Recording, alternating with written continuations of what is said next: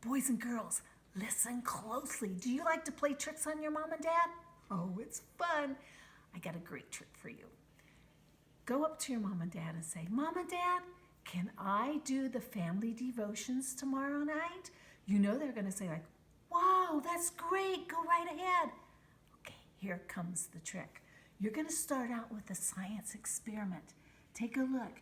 You've just got a bowl here, and you're going to pour some water in. Do this before the devotions. We got some water going in. Then we're going to take some pepper, and we're going to put pepper on the water. Ooh, we're going to make it lots of pepper so we can really see the science experiment really, really well. All right, lots of pepper on the water. Now here comes the trick. Don't let anybody see you do this.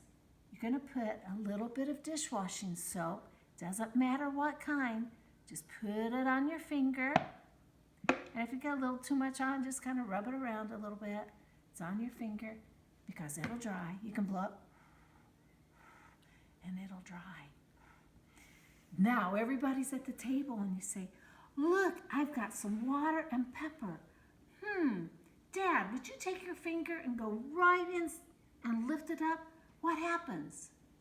Ooh, nothing. Mom, how about you? Could you put your finger in, put it down, lift it up? What's going to happen? Oh, nothing happened. How about your brother?